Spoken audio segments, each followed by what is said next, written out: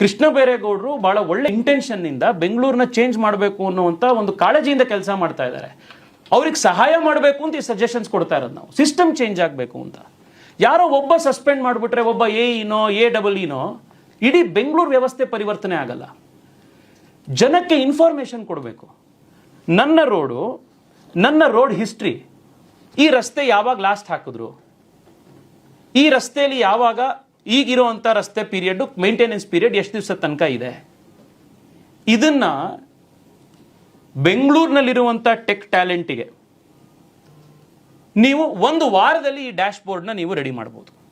ಒಂದೇ ಒಂದು ವಾರದಲ್ಲಿ ಅಷ್ಟು ಜನ ವಾಲಂಟಿಯರ್ಸ್ ಬರ್ತಾರೆ. ಬೆಂಗಳೂರಿನಲ್ಲಿ ಇದನ್ನು ನಾವು ಮಾಡ್ಕೊಡ್ತೀವಿ, ಬೆಂಗಳೂರಿಗೆ ಇದು ಉಪಯೋಗ ಆಗುತ್ತೆ ಅಂತ. 60 ದಿವಸದ ಒಳಗಡೆ ಈ ಒಂದು ಲೈವ್ ಡ್ಯಾಶ್ ಬೋರ್ಡ್ ಮಾಡಬೇಕು. ಮಂತ್ರಿಗಳಿಗೂ ಸಹಾಯ ಆಗತ್ತೆ, ಅಧಿಕಾರಿಗಳಿಗೂ ಸಹಾಯ ಆಗತ್ತೆ.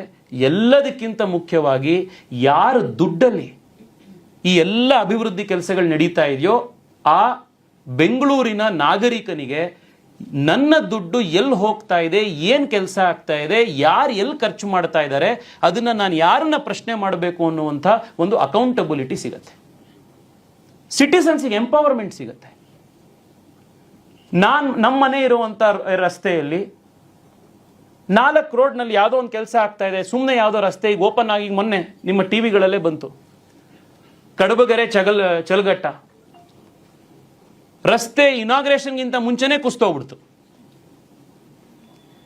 ಒಂದು ರೀತಿ ನೋಡಿದ್ರೆ ಒಂದೊಂಥರ ಜನಾನುರಾಗಿ ಸರ್ಕಾರ ಅಂತಾನೆ ಅನ್ಸುತ್ತೆ. ಏಕೆಂದ್ರೆ ಈಗ ಅಕಸ್ಮಾತ್ ಏನಾದರೂ ಶುರುವಾದ ಮೇಲೆ ಅದು ಕುಸ್ತಿದ್ದಿದ್ರೆ ಹಾನಿ, ಜೀವಾಪಾಯ ಇವು ಎಲ್ಲ ಇರ್ತಾ ಇತ್ತು, ಪರಿಹಾರ ಕೊಡಬೇಕಾಗಿರೋದು ಇದೆಲ್ಲ ಇರೋದು.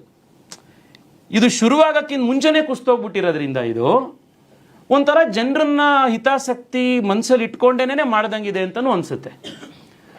ಆದರೆ ಇದು ಎಷ್ಟು ದಿವಸ ಇದೇ ಥರ ವ್ಯವಸ್ಥೆ ನಡೆಯೋದು? ನಾನು ವ್ಯಂಗ್ಯವಾಗಿ ಇವಾಗ ಹೇಳಿದ್ದೀನಿ, but this is how unfortunately the system has become. So ಬೆಂಗಳೂರಿನ ನಾಗರಿಕರಿಗೆ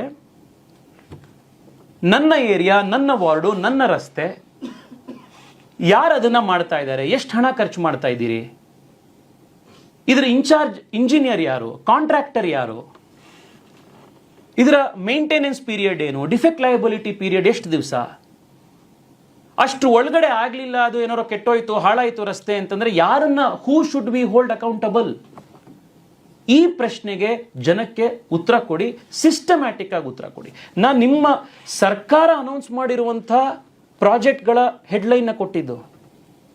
ಕೇವಲ 1 ವರ್ಷದಲ್ಲಿ ಇಷ್ಟು ಸಾವಿರಾರು ಕೋಟಿ ರೂಪಾಯಿ ಅನೌನ್ಸ್ ಮಾಡಿದ್ದೀವಿ. ಒಂದೊಂದು ಸತಿ ಒಂದೊಂದು ನಂಬರು.